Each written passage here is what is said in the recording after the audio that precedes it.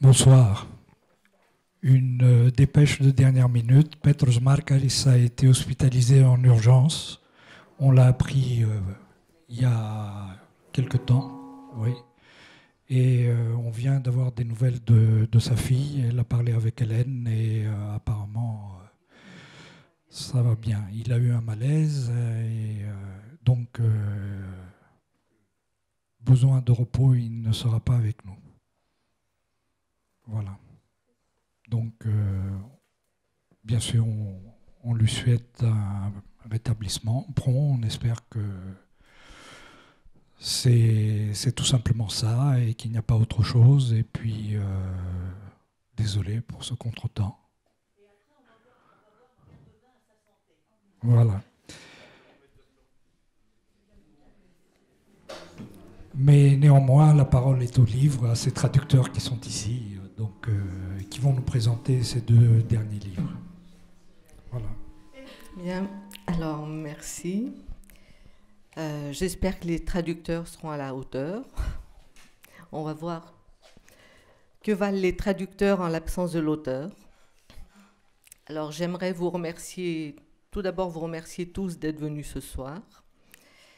J'aimerais ensuite remercier toute l'équipe de la librairie qui accueille cette présentation. Merci camarades.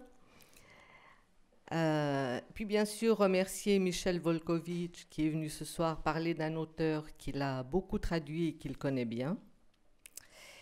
Et enfin, parce que s'il y a une chose que j'ai apprise en travaillant avec Michel, c'est qu'on garde le meilleur pour la fin. J'aimerais m'adresser à Petros Markaris et lui souhaiter un prompt rétablissement et dire que c'est un honneur et un plaisir pour moi de présenter ces livres ce soir. Alors, Petros Markaris, le justicier d'Athènes, l'écrivain prophète, l'écrivain de la crise, l'Athénien en colère, voilà quelques-uns des qualificatifs que l'on relève dans la presse au sujet de celui qui s'avère actuellement l'écrivain grec contemporain le plus connu et le plus traduit à l'étranger. Grec d'origine arménienne, né à Istanbul et élevé à Vienne, avant de devenir le romancier que tout le monde connaît, il avait déjà derrière lui une imposante carrière d'auteur de théâtre, de traducteur de Brecht et de Goethe, et de scénariste, en particulier pour Théo Angelopoulos. Il parle couramment le grec, le turc, le français, l'allemand et l'anglais. Excusez du peu. Alors, ce n'est qu'en 1999, à l'âge de 57 ans, qu'il s'est lancé dans le roman noir, emportant un joli succès en Grèce et dans le reste de l'Europe. Il raconte lui-même qu'il s'est mis à écrire des romans policiers après avoir fait un rêve récurrent. C'était pendant l'écriture d'une série télévisée. Une famille grecque de petits bourgeois le visitait chaque soir en le regardant fixement. Le père, surtout, était particulièrement insistant. Petros Markaris dit à son sujet « Il ne me quittait pas. Dès que je me mettais à écrire, il surgissait, assis face à moi et me regardait. Le supplice a persisté jusqu'au moment où je me suis dit que pour qu'il me torture ainsi, il ne pouvait être que flic ou dentiste. Les dentistes sont sans aucun doute des gens sympathiques, mais comme ils ne présentent aucun intérêt dramatique, j'en ai conclu qu'il s'agissait plutôt d'un flic. Et c'est ainsi que Kostas Charitos est né. Alors si Markaris est l'un des auteurs grecs les plus connus, le désormais célèbre commissaire Kostas Charitos est sans doute le personnage le plus connu de la littérature grecque, aussi bien en Grèce qu'à l'étranger, peut-être tout de suite après Alexis Zorbas. À tel point que lorsqu'en 2014 a été publié l'épilogue de la trilogie de la crise, un grand quotidien athénien s'interrogeait. Que veut dire Markaris en parlant d'épilogue? Qu'est-ce qu'il est en train d'insinuer? Va-t-il tuer Charitos? Alors, quelques mots sur le fameux commissaire. Méthodique, tenace, têtu, taciturne comme le maigret de Simon, fin psychologue et friand de petits plats comme le Montalbano de Camilleri, pourfendeur des tricheurs comme le Fabio Montal de Jean-Claude Izzo. Kostas Charitos est un personnage issu de la classe moyenne grecque d'aujourd'hui. Ce n'est pas un Sherlock Holmes, mais un fin connaisseur des rouages et travers de la société et de l'administration grecque. Les lecteurs de polar, trouvent bien sûr dans les livres de Markaris meurtre, indice, interrogatoire, mais il semble que leur attrait principal tient davantage au talent de l'auteur pour analyser son époque et ses contemporains. Si l'on prend le temps de lire attentivement, on balaie dans ses livres l'histoire récente d'Athènes et de ses habitants. Dans ses premières enquêtes, Kostas roule en voiture, sa femme Adriani prépare à manger pour 12 lorsqu'ils sont 2, leur fille est étudiante et la Grèce croule sous les subventions européennes. Puis la crise s'installe, Kostas emprunte les transports en commun et sa fille avocate qui défend des immigrés amaille à partir avec l'Aube dorée. Parce qu'il y a toujours un côté pédagogique dans les livres de Markaris. Chaque enquête est prétexte à décrypter le fonctionnement de la corruption et des malversations et à illustrer aussi les travers de la bureaucratie. Car l'auteur considère que le roman policier est une plateforme d'observation, d'analyse et de dénonciation d'une société et d'un monde en déroute, et qu'écrire sur le crime est la meilleure forme de commentaire social et politique. Tous les grands moments de l'après-Seconde Guerre mondiale en Grèce sont donc illustrés au cours de ces enquêtes qui mêlent situation économique contemporaine et personnages marqués par la guerre civile, la junte militaire ou l'émigration. En 2012, l'auteur s'est même amusé à imaginer les conséquences de la sortie de l'euro dans son livre Pain, éducation, liberté. Dans une interview, il dit « Depuis la fin du XIXe siècle, le roman policier a représenté le genre littéraire qui a le mieux permis de comprendre la société et les mouvements qui la traversent. Pour un certain nombre d'auteurs qui ont pratiqué ce genre, la littérature a souvent représenté le prolongement idéal de la politique. » On va attendre un peu. Merci Claudette. Alors, je continue. Donc, la littérature a souvent représenté le prolongement idéal de la politique. J'appartiens à la génération qui a grandi après la guerre civile en Grèce et pour laquelle l'expression culturelle et artistique a toujours été liée à la politique. Borges, Jorge Luis Borges, qui n'était pas un auteur de romans policiers, a dit que la littérature policière était venue mettre de l'ordre dans le chaos, ce qui revient à dire un peu la même chose que Markaris, mettre de l'ordre dans le sens d'éclairer, expliquer le chaos.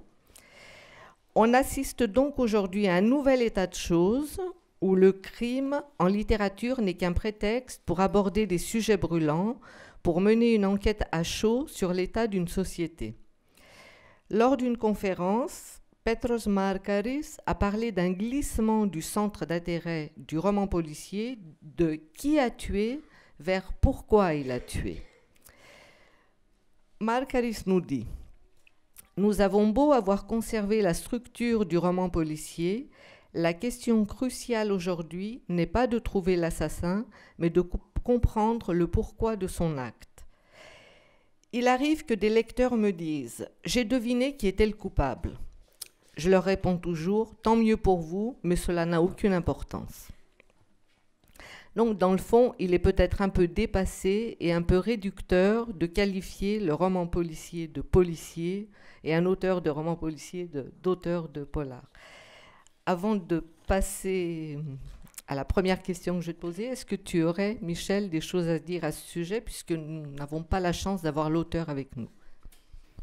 Hélène, j'ai l'impression que tu as résumé ce que Petros aurait dit ici, puisque tu as largement fait usage de déclarations qu'il avait faites dans diverses interviews. Et donc, je le retrouve tout entier.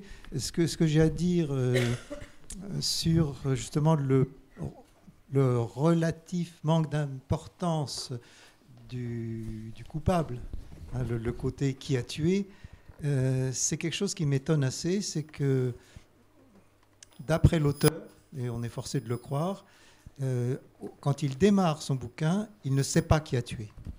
Et c'est en cours de route qu'il se choisit un coupable, évidemment toujours très surprenant, c'est la loi du genre, mais enfin, oui, ce n'est pas l'essentiel. Et alors, en ce qui concerne... Enfin, attends, avant que je continue, voyons ta question suivante. Voilà, alors je vais poser ma question.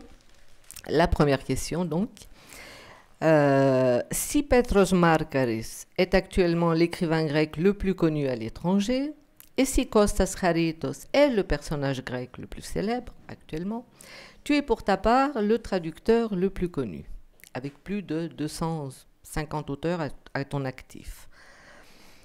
Ça fait presque serial killer, 250.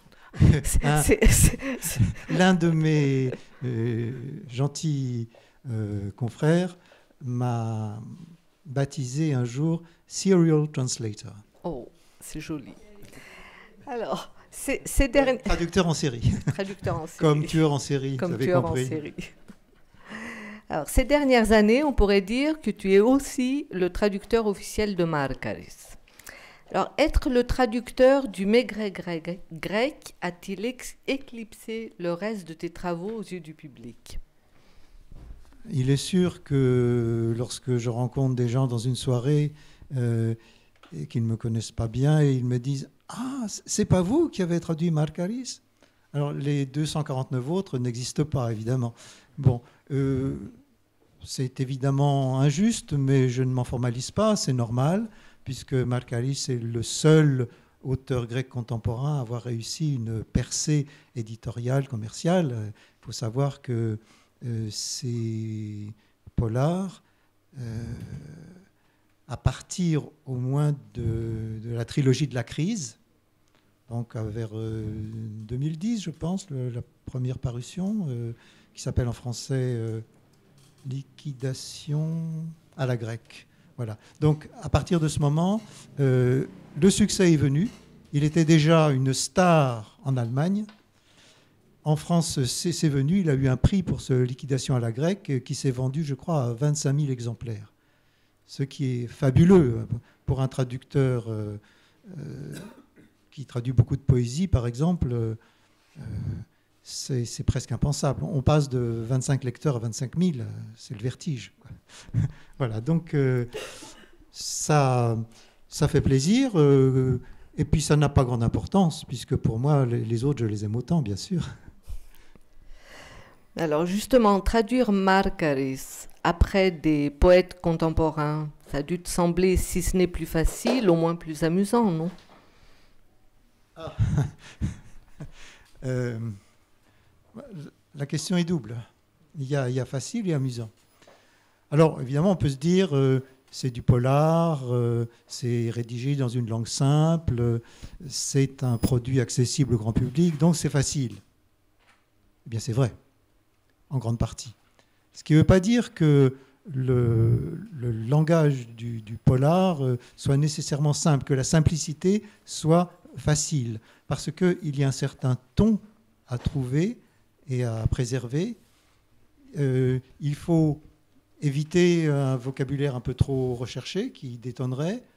Il ne faut pas non plus tomber dans la gouaille hein, parce que ça détonnerait et parce que le grec, d'après mon expérience, a moins recours que le français à l'argot. Et donc, bon, évidemment, on acclimate toujours le texte dans sa propre langue, mais il est bon de garder quand même un peu de la saveur, des particularités de la langue source dans notre propre langue. Donc, j'évite, disons, un langage trop familier, sauf quand il y a vraiment des gros mots. Chez Markaris, et il y en a. Donc, il y a aussi, quand on traduit du polar, la nécessité du tempo. C'est-à-dire que le polar doit être efficace. Donc, il ne faut pas traîner. Là aussi, il y a un travail, disons, de concision, de resserrement, si nécessaire, d'autant que la langue grecque, ce n'est pas simplement Markaris, mais c'est en général la langue grecque, elle a tendance à s'étaler un tout petit peu, et pour avoir un équivalent en français, il faut quelquefois un petit peu resserrer les boulons, mais avec respect quand même. Voilà, donc, les difficultés aussi, c'est pas simplement à propos de Markaris, la difficulté, c'est l'adaptation en français de certains traits culturels. Ce qui est toujours un peu délicat et amusant à traduire, tiens, j'y viens, c'est les proverbes, les locutions familières, traditionnelles, qui émaillent le texte. Elles viennent de Adriani, la femme du commissaire, qui a gardé son franc-parler d'autrefois. Elle a des racines paysannes. Ça vient aussi chez le commissaire. Le commissaire, il a un langage quelquefois assez fleuri. Il connaît des expressions savoureuses. Alors évidemment, on n'a pas souvent l'équivalent français. Donc il y a tout un petit jeu. Quand il y a un proverbe, je suis quelquefois obligé d'inventer des simili-proverbes en français, donc qui est un rythme qui fasse un peu formule comme en grec. Un autre exemple, là je repense à... Je tire mes exemples du roman qui va paraître en français dans un an à peu près, Seminaria Phonikis Graphis, parce que je travaille dessus en ce moment. On est au début septembre, le commissaire rentre de vacances et quelqu'un lui dit « Bon hiver ». Alors je me suis dit que « Bon hiver » pour un Français, ça peut étonner, surtout qu'on ne comprend pas bien que c'est un souhait. Le bon est un petit peu ambivalent. Donc, j'ai choisi Joyeux automne, qui me paraissait un petit peu... Oui, c'est mignon, et c'est un peu moins surprenant pour les Français. Je ne sais pas si j'ai raison. Et alors, il y a des difficultés plus spécifiques. Enfin, disons que c'est quand même un trait de la langue grecque de répéter les mots, et le français répète un peu moins. Je suis contre la suppression des répétitions, mais les correcteurs, nos aimables correcteurs français sont très à cheval là-dessus, et ma correctrice, qui est un être merveilleux, me dit quand même souvent « Michel, là, tu as répété ce mot-là à 3 lignes d'intervalle, tu le maintiens ?» Alors, parfois, je lui dis oui, parce que cette répétition a un sens. Hein, elle a une valeur, une efficacité. Puis d'autres fois, je lui dis, bon, c'est pas très grave. Voilà. Donc là, je m'aperçois que quand je traduis, j'ai quand même un surmoi autour de moi. Et alors, il y a quand même une difficulté spécifique à Markaris, c'est le dictionnaire. Ceux qui le lisent le savent. Quand le commissaire...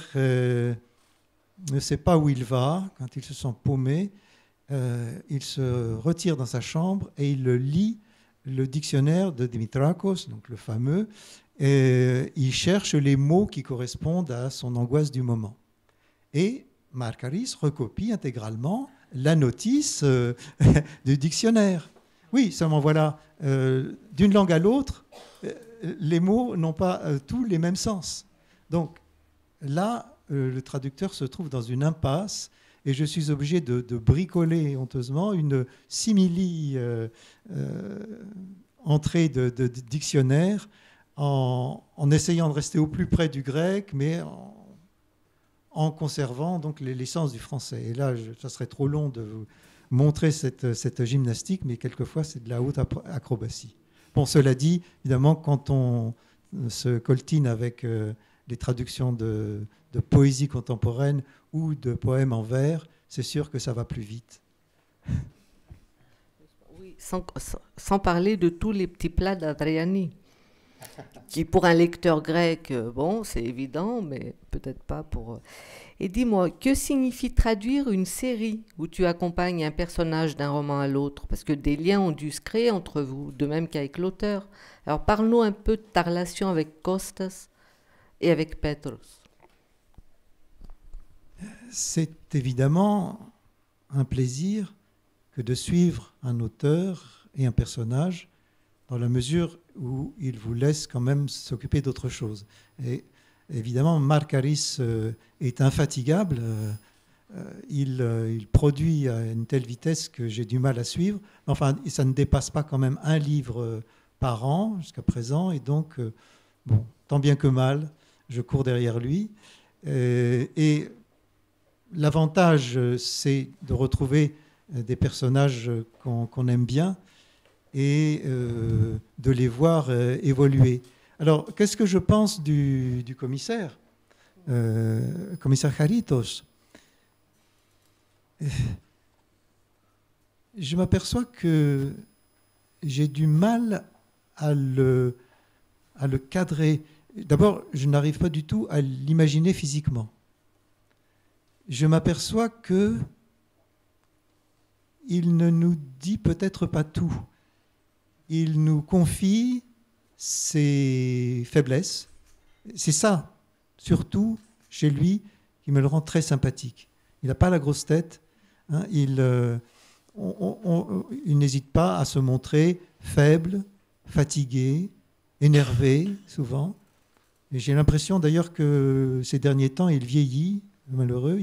Je vous annonce déjà que enfin, ceux qui ne lisent pas le grec ne le savent pas encore, et il a pris de l'avancement. Mais bon, ça ne lui réussit pas trop, non. Donc il y a une lassitude chez lui et une modestie à toute épreuve. Et donc il nous montre ses faiblesses. Ce qu'il ne nous montre peut-être pas tout à fait, c'est ses émotions, parce qu'il y a une grande pudeur, et ses opinions politiques aussi. Bon, on les sent, on sent que c'est un homme, disons pour simplifier, un homme de droite, enfin qui est né dans une famille conservatrice. Il a fait l'école de police, donc il a été formaté pour penser d'une certaine façon. Mais ce qui est passionnant et émouvant dans tous ces romans, c'est qu'il évolue très lentement au contact de la société qui l'entoure et au contact aussi d'un personnage qui est marginal dans un sens, mais qui est peut-être central d'une certaine façon. C'est Lambros Zissis, qui est un communiste, donc qui a connu la persécution, les camps, tout ça, et qui en est sorti totalement démuni. Il est pauvre comme Job, et il s'occupe, il entreprend de prendre en charge un refuge pour SDF, donc où il trouve parfaitement sa place. Et le commissaire et lui, qui sont ennemis politiques au départ, ou adversaires, apprennent peu à peu à s'apprivoiser, à s'estimer, au point que on peut dire qu'ils deviennent amis, et que le commissaire souvent va voir Zissis pour lui demander conseil. Et justement, dans ce roman que je suis en train de traduire, à la fin, c'est Zissis qui a la morale, qui énonce la morale de l'histoire, et même la femme du commissaire le prend dans ses bras. Isis, en tout bien tout honneur, bien sûr. Alors oui, quand tu m'as dit, tu m'avais demandé ce que je pensais de Caritos et de l'auteur. Non, je n'ai pas demandé ce que tu pensais de l'auteur, que du bien. Que du bien. Je nous parlais de ta relation avec Kostas et Petros. Ah, ma relation avec Petros. Ah bon, donc ça rentre quand même dans la question. Ma relation avec Petros est excellente. Il faut dire que c'est un homme, comment dire, ouvert intellectuellement, humainement, un homme qui est prêt à rire, extrêmement accueillant, qui aime les plaisirs de la vie et surtout la nourriture. Donc c'est un excellent compagnon et on s'est tout de suite très bien entendu. Et le plaisir qu'on a aussi avec lui, c'est que comme il est connu, il est invité à droite et à gauche, donc on se voit relativement souvent. Alors qu'évidemment, les autres auteurs, surtout quand on en a traduit beaucoup, ça devient un peu frustrant parce qu'on ne peut pas les voir tous. Donc lui, à intervalles assez réguliers, on se retrouve et il connaît les meilleures tavernes d'Athènes. Ceux que ça intéresse peuvent venir me voir à la fin. Merci. Alors, on continue avec... puis, pour en arriver aux deux livres qu'on présente aujourd'hui. Alors, en 2015, en marge des enquêtes du commissaire, Marc Harris publie un recueil de 8 nouvelles, paru en français en février dernier aux éditions du Seuil. C'est un recueil qui offre une autre facette de son talent. Donc, dans une traduction de Loïc Marcoux, Michel Volkovitch et moi-même pour une des nouvelles. Alors, si les 10 enquêtes de Charitos, à l'exception de l'empoisonneuse d'Istanbul, sont situées à Athènes de nos jours, 3 jours, le recueil nous promène dans le temps et dans l'espace, de la Grèce contemporaine à celle des colonels, de l'Allemagne d'aujourd'hui à celle de 1944, d'Athènes à Istanbul durant les pogroms visant la communauté grecque. L'auteur traite aussi dans ce recueil de sujets de société, avec la radicalisation contre les immigrés en Grèce et l'islam qui installe ses théories fortes, y compris en Allemagne. Le lecteur va retrouver dans ce livre la sensibilité de Marc Harris à la question des migrants et de l'étranger. Il va retrouver son dégoût du nationalisme, une analyse subtile des relations complexes entre Grecs et Turcs, tantôt oppresseurs, tantôt opprimés, et bien sûr, un des thèmes récurrents chez cet auteur, les effets durables de la crise sur la population. Par ailleurs, dans les 2 enquêtes de police plus classiques qui figurent dans le recueil et qu'il nous invite à suivre, il souligne en passant, et non sans humour, la déliquescence de la culture en Grèce. Mais même Charitos, dans ses nouvelles, se lit autrement. Enfin, c'est le sentiment que j'ai eu. Il semble plus réservé, plus distant, comme s'il voulait laisser la place aux préoccupations de son créateur, qui ont moins à voir avec les crimes de droit commun qu'avec d'autres, plus quotidiens, plus tragiques, qui restent impunis. Car c'est un recueil, ce recueil est un recueil à forte connotation autobiographique. C'est peut-être le plus personnel de ses livres, celui qu'il dit préféré. Un livre où il traite avec humour et intelligence des mots actuels de notre époque, et un livre peut-être qui résume le mieux, pour reprendre les termes de la belle postface de Michel, qui résume le mieux sa pensée dans sa force et toutes ses nuances. Est-ce que tu nous lirais un extrait de 3 jours ? Alors, on n'aura pas la lecture dans l'original.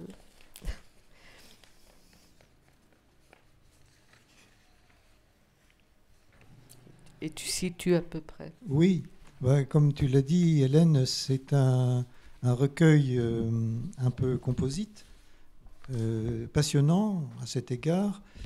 Donc, à côté des des nouvelles, disons à peu près contemporaines, il y a cette plongée dans le passé qui est le cœur du livre. D'ailleurs, c'est le texte le plus long et, donc, et qui donne son titre au recueil.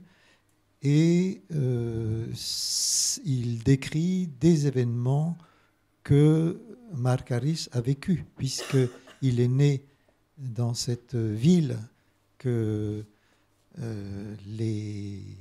tout le monde appelle Istanbul et que les Grecs appellent la ville avec une majuscule. C'était en 1955, donc Marc Harris, né en 1938, avait 26-27 ans, par là, donc il y était. Et pendant 3 jours, il y a eu à Istanbul un pogrom. Pogrom, donc spontanément, des Turcs s'en sont pris aux magasins grecs et les ont saccagés. Donc il y avait de quoi marquer la colonie grecque, bien sûr.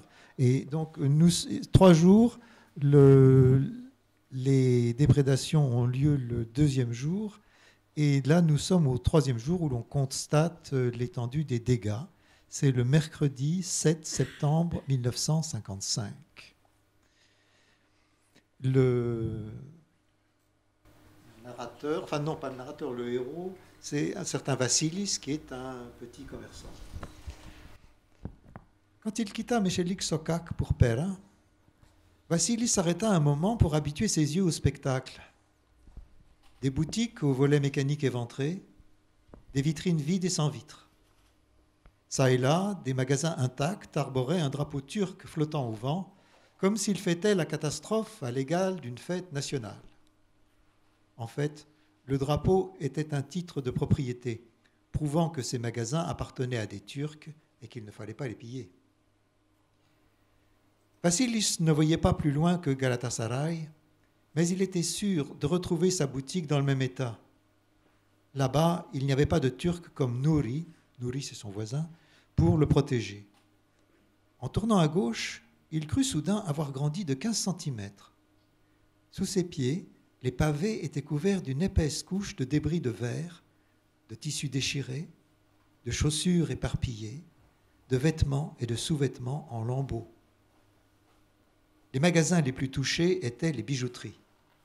En dehors des vitrines brisées et des écrins, il ne restait rien.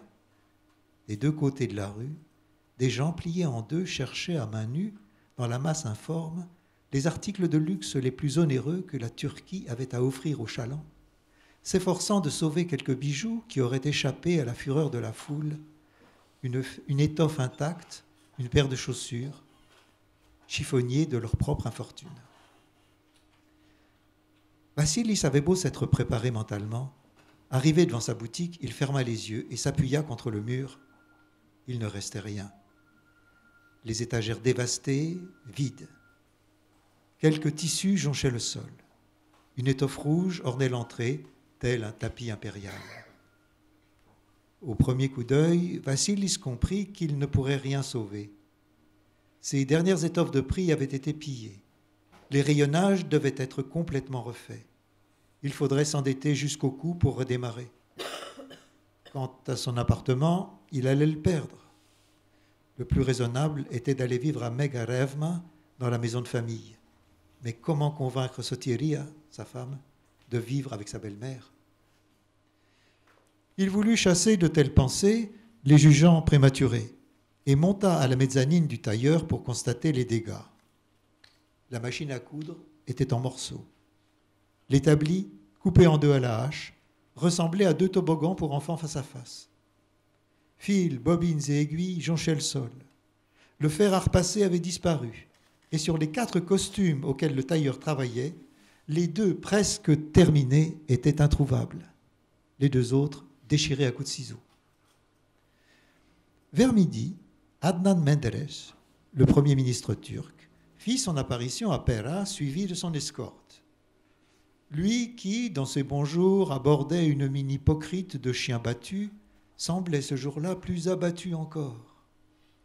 Tout en traversant Pera, il s'arrêtait de temps à autre pour serrer des mains et lancer de vagues promesses ou des paroles réconfortantes du même air misérable.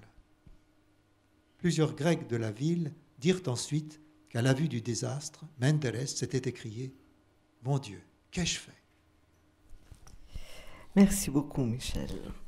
Alors, du côté de la traduction, du côté de l'écriture, il y a une innovation puisque Markaris, du roman, va passer à la nouvelle, pour ensuite, bien sûr, revenir au roman. Alors, du côté de la traduction, une innovation, là aussi, puisque nous sommes 3 sur le coup. Alors, je ne demanderai pas comment s'est passée la collaboration, puisqu'elle s'est très bien passée. Mais malgré tout, et même s'il t'arrive régulièrement de collaborer avec d'autres traducteurs, on a traduit un certain nombre de textes ensemble, inviter un confrère et une consoeur à traduire avec toi un auteur que tu as si longtemps pratiqué a dû être une expérience particulière, non ? Comme tu l'as dit, j'ai l'habitude de collaborer avec d'autres. J'ai fait le compte, je crois que j'ai eu comme ça 18 partenaires à peu près pour divers textes. Alors, évidemment, ça pose quelques conditions quand même.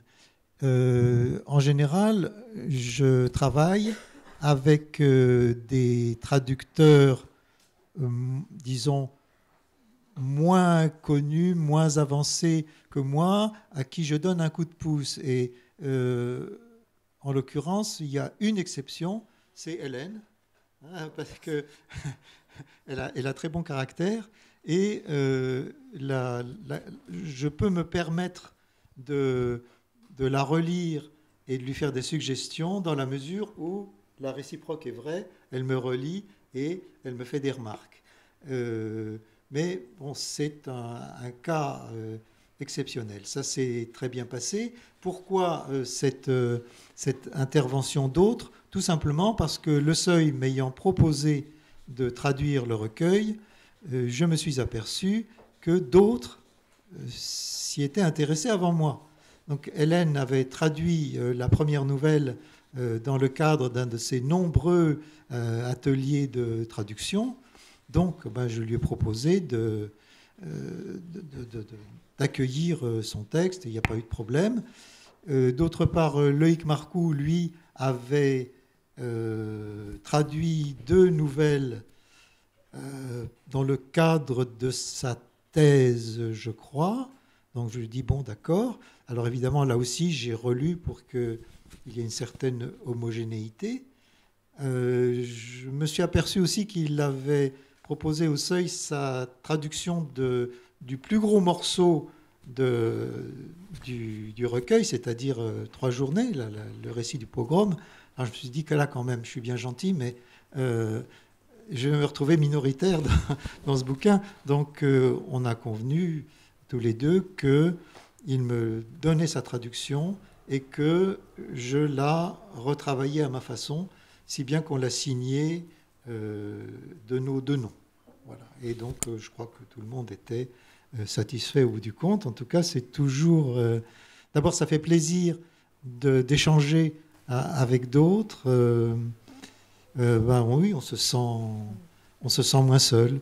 Oui, voilà. C'est un travail solitaire. C'est un travail... Oui, il faudrait en reparler, ça. Mais enfin, oui, il y a quand même des moments solitaires dans la traduction. Et c'est toujours passionnant de comparer, surtout dans le détail... Qu'est-ce que tu mettrais là ? Est-ce que tu as mis là ? Est-ce qu'on ne pourrait pas ? Et puis on pèse les mots, on compare des petites différences. Et moi, plus c'est minime comme problème, plus ça m'intéresse. On a vraiment les mains dans les mots, quoi. Oui. Alors, mais Petros Markaris n'est pas seulement l'auteur de polars bien connus. Il n'a pas seulement signé aussi un recueil de nouvelles. En 2013, paraît en grec, après une première publication en allemand en 2010, À travers Athènes, alors là, tout juste paru en français aux éditions du Miel des Anges. Tu peux montrer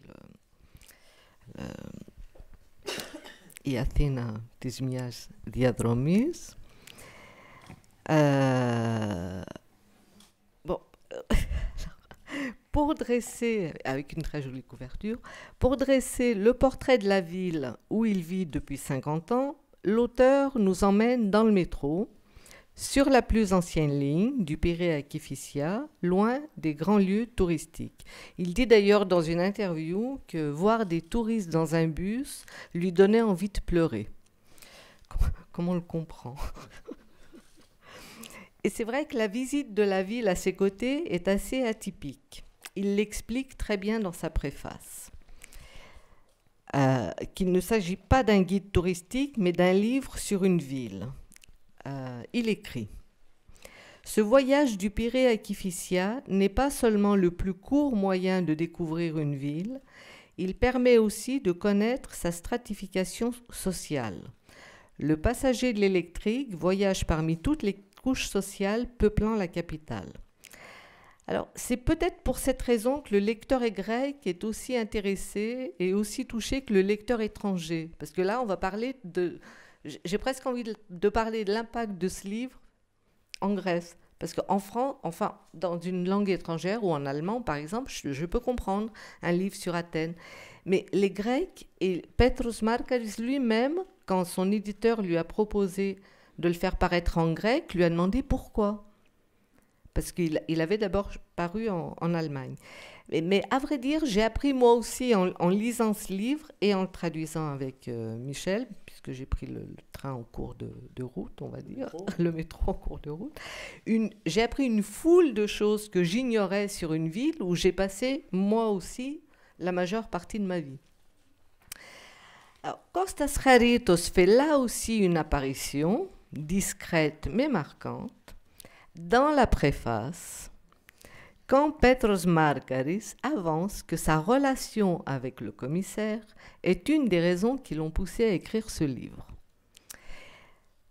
L'auteur nous dit « Depuis plus de 15 ans, je décris Athènes vue à travers ses yeux, lors de ses déplacements en voiture. J'ai donc décidé de faire le contraire en décrivant Athènes de mon point de vue, quittant la voiture pour le rail. » Et Markaris conclut « Je laisse aux lecteurs de mes romans, qui liront ce livre, le soin de juger lequel de nous deux décrit le mieux Athènes. » Alors, dans le fond, Michel, toi qui le connais bien, le vrai protagoniste de la plupart de ces livres, c'est le commissaire ou c'est Athènes?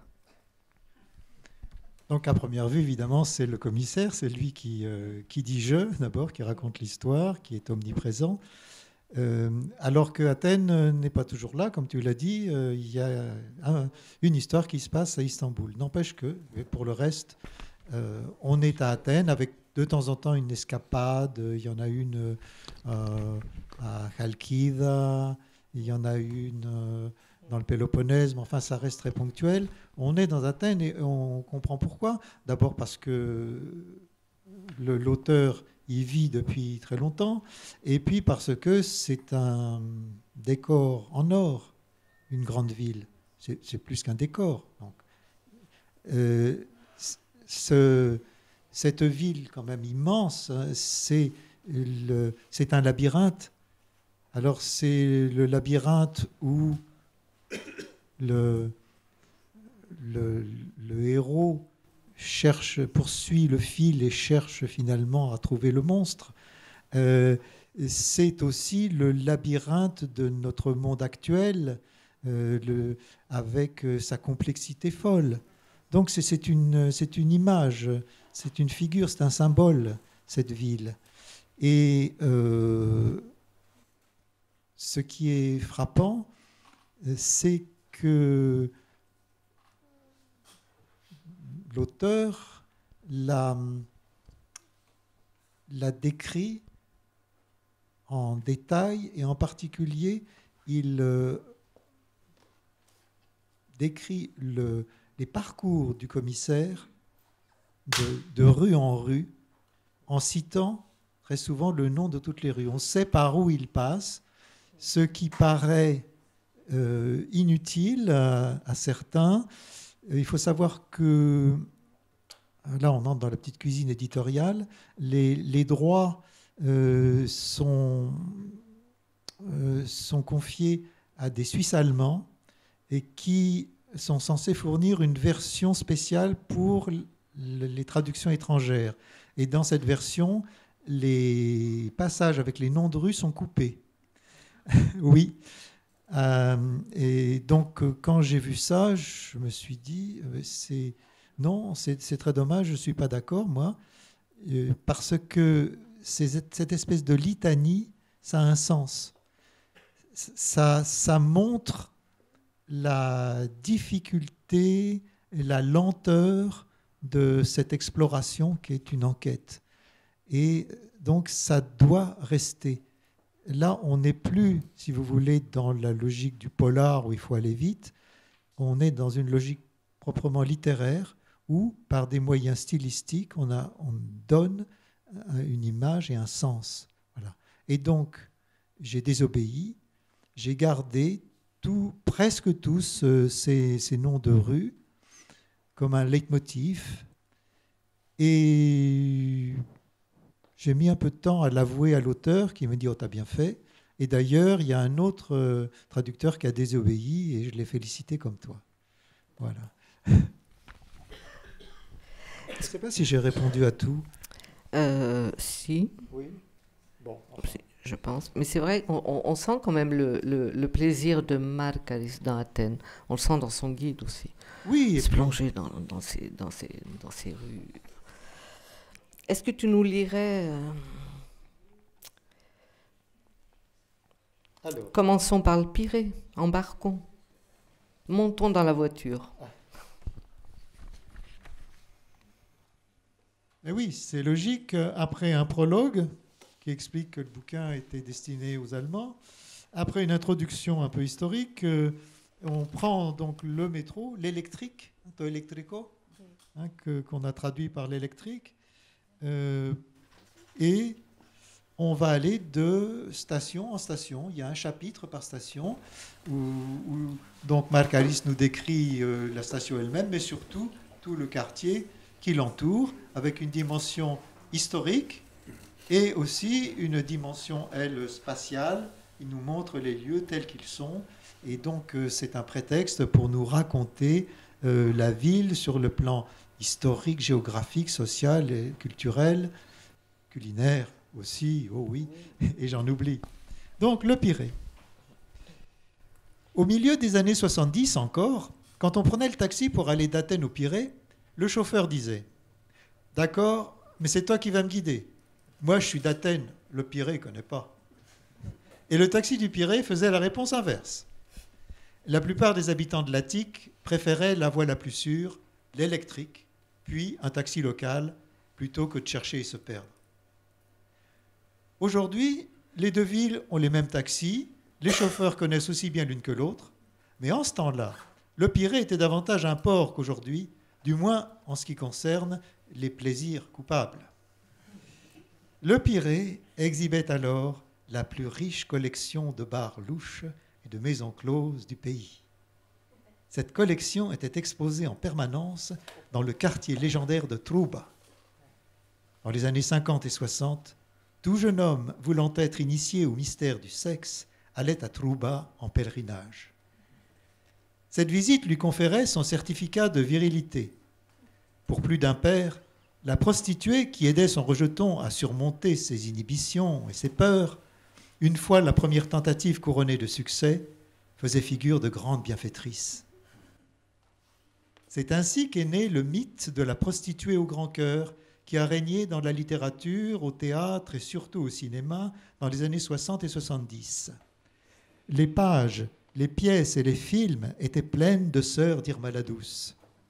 La pièce la plus célèbre du genre, Les Lanternes Rouges d'Alekos Galanos, allait devenir le plus grand succès des années 60 au cinéma.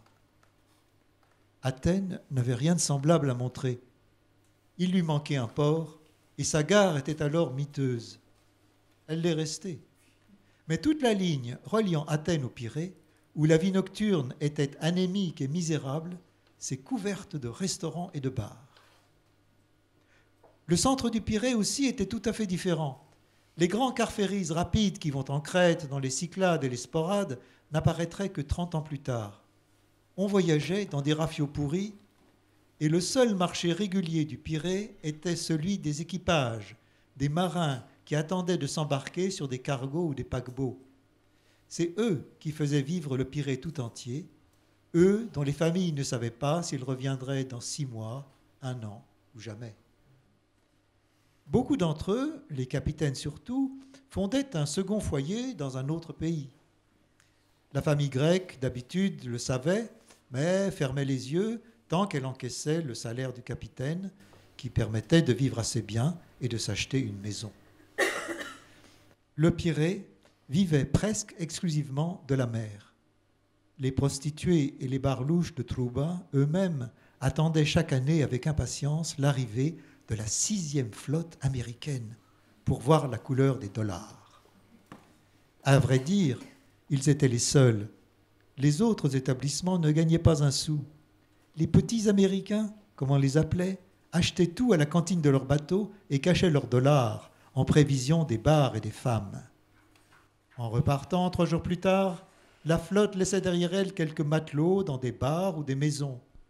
Les tenanciers de ceux-ci avaient l'habitude, ils savaient à qui téléphoner, et les bases américaines d'Elinico et Neamakri envoyaient quelqu'un récupérer leurs hommes. Merci beaucoup, Michel. Bon, alors c'est vrai qu'une présentation à 2, quand on devait être 3, il manque la meilleure partie du trio. Est-ce que, avant de demander à Michel de lire un dernier extrait, est-ce que vous auriez des questions à poser au traducteur officiel de Margaris, qui, paraît-il, peut le représenter et parler à sa place? Oui, c'est une blague entre nous deux. Comme je l'ai entendu assez souvent et qu'évidemment il a un stock qu'il ressort, je lui dis un jour, tu sais, Petros, si un jour tu tombes malade, eh bien je pourrais te remplacer. Oui, mais j'étais un peu présomptueux parce qu'il fallait quand même que je prenne des notes. Et comme quand même l'Alzheimer commence à me ronger un peu, j'oublie le plus savoureux, malheureusement. Donc je ne pourrais pas vous faire mon numéro, mais la prochaine fois que je travaille avec lui, je prends des notes et là je serai fin prêt.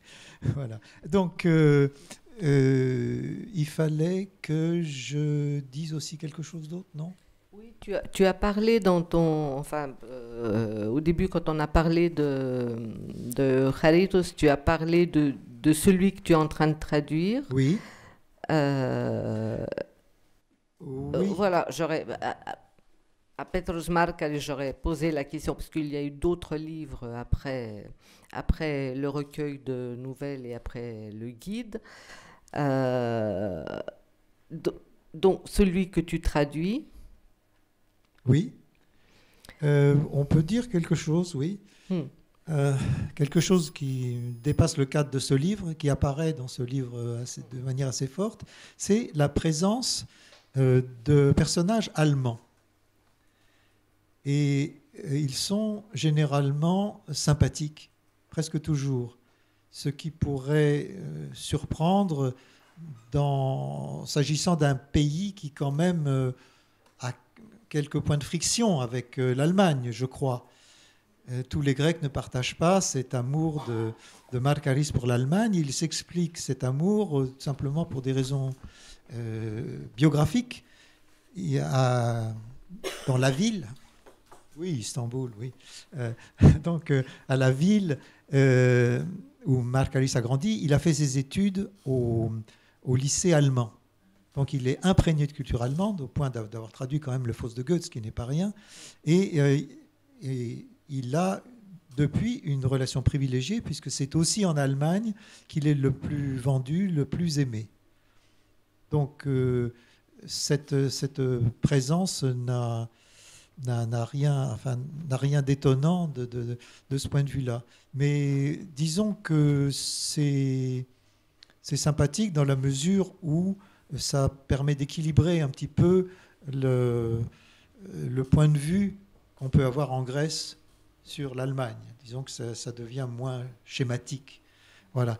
Il y a aussi quelque chose que j'aimerais dire, une petite remarque qui est plutôt lexicale. On a parlé du terme roman policier qui nous paraît de moins en moins approprié. Je crois que c'est pour ça qu'on ne dit plus pratiquement un policier, on dit un polar. Alors évidemment, c'est l'abréviation de policier. Mais dans l'affaire, la police disparaît un petit peu au profit d'un mot nouveau qui est sympa parce qu'il est familier quand même et puis qui a une sonorité intéressante. Ça rime avec roman noir, donc ça recouvre bien disons, la couleur générale du polar. Bon, il y a des polars humoristiques, mais enfin, la plupart du temps, c'est quand même assez dur, assez sanglant.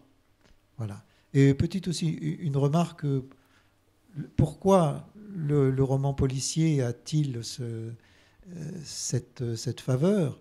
Tout simplement parce que d'une part, c'est très hypocrite en fait. Il satisfait à la fois notre besoin de morale, puisqu'à la fin, on trouve le coupable et il est châtié, et d'autre part, ça satisfait à peu de frais nos instincts sanguinaires. Voilà. Et en même temps, le policier est cet homme qui explore tous les échelons de la société, qui va partout, puisqu'il y a des crimes partout, et avec peut-être une prédilection pour les bas-fonds de la société, qui sont souvent ce qu'il y a de plus mystérieux, de plus passionnant. Le public, peut-être. Ton micro.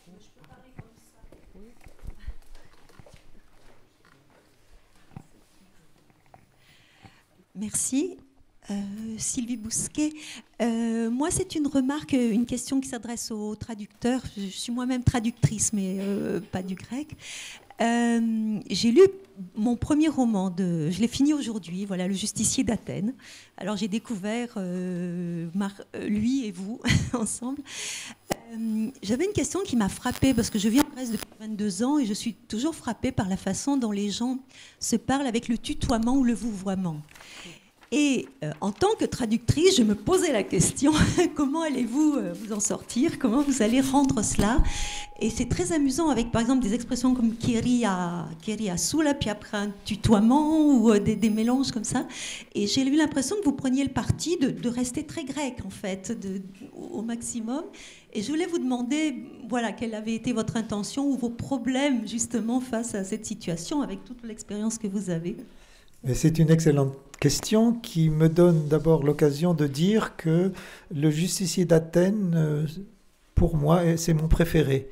C'est mon préféré, bon, je les aime tous plus ou moins, mais c'est le plus déchirant. Donc c'est le cœur de la crise et c'est le roman qui est construit autour de 3 suicides, je crois. Voilà. Et c'est des moments absolument déchirants. Ces 3 suicides, c'est là où vraiment on arrive au cœur de la tragédie actuelle. Alors, quant au tutoiement et vouvoiement, oui. En français, tout est bien cadré, nous sommes cartésiens, donc on se vouvoie, puis après on se tutoie. Voilà, éventuellement. On se tutoie de plus en plus, d'accord, mais enfin quand même, il y a des limites. Hein. Attention, hein, on n'a pas gardé les vaches ensemble. Bon. En Grèce, c'est beaucoup plus compliqué. D'abord, on tutoie plus facilement, et il arrive même qu'on mélange les deux, qu'on commence par vous voyez, on passe au tutoiement, on revient au vouvoiement, et le français se dit, bon Dieu, qu'est-ce que j'ai fait, il est fâché. Vous voyez, ben non. Hein, c'est un peu bordélique tout ça, mais c'est le charme de la Grèce. Voilà. Donc mon point de vue de traducteur, c'est qu'il faut quand même faire passer dans ma langue tout ce qui peut l'être. Et ça, je crois que le lecteur français, comme vous, qui ne connaît peut-être pas la situation, et qui découvre ça, comprend que c'est une spécificité grecque que j'ai tenu à respecter. Et je crois que pratiquement toujours, j'ai suivi le grec sur ce point. Bon, on pourrait dire, le traducteur est négligent, il n'a pas fait attention. Je crois, bon, ça, les négligences, ça arrive, mais là, je crois que vraiment, j'ai été minutieux. Le problème, c'est les correcteurs. Parce que là, oui, avec le seuil, ma correctrice, et bon, il y a d'autres personnes aussi qui relisent, ces personnes-là m'ont dit, écoute, là, il y a quand même un problème, qu'est-ce qui se passe? Alors, je leur ai expliqué, et ça s'est très bien passé, hein, ils m'ont pas censuré. D'une manière générale, du moment que je justifie un choix, on me laisse. Je suis privilégié, c'est pas toujours comme ça dans l'édition française. Hein. Voilà, mais là, je suis vraiment bien soigné, et donc c'est passé tel quel, et je crois que c'est pour le bien du livre.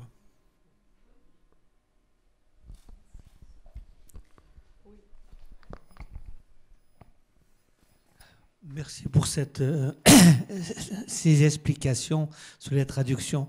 Moi, je voulais juste relever que je suis très heureux de savoir que vous avez triché avec ce qu'on vous a demandé et que vous donniez les noms des rues, parce que c'est très important. Moi, quand je lis le livre, je visualise où il va, où c'est qu'il y a un bouchon, etc. Et je crois qu'une grande partie de l'intérêt du livre disparaîtrait si on enlève cette partie-là. Je ne comprends pas qu'on pense même à ne pas le mettre. Je suis surpris. Merci de votre soutien. Là, je crois qu'il y a deux catégories de lecteurs. Il y a ceux qui connaissent bien Athènes et qui peuvent suivre sur le plan « Ah, il est passé là, oh là, oh là !» Et c'est jouissif. Mais je crois que c'est encore plus jouissif pour ceux qui ne connaissent pas Athènes et qui se trouvent bombardés de noms de rues, qui se sentent un peu perdus. C'est encore plus fort comme émotion esthétique, je crois. Oui, je suis d'accord avec vous. Je reprends juste le micro. Parce que quand c'est une ville que je ne connais pas, j'aime aussi effectivement qu'il y ait les noms de rues. Ça crée une intimité entre l'auteur et le lecteur, ça. Et puis, il y a toujours une magie des noms étrangers qu'on ne connaît pas. Bon, il ne faudrait pas que ça dure trop longtemps, mais ce n'est pas le cas. Pas d'autres questions. Je me demande si, camarades, il n'est pas l'heure de boire à la santé de l'auteur. Merci à tous et à toutes d'être venus. Merci à toi.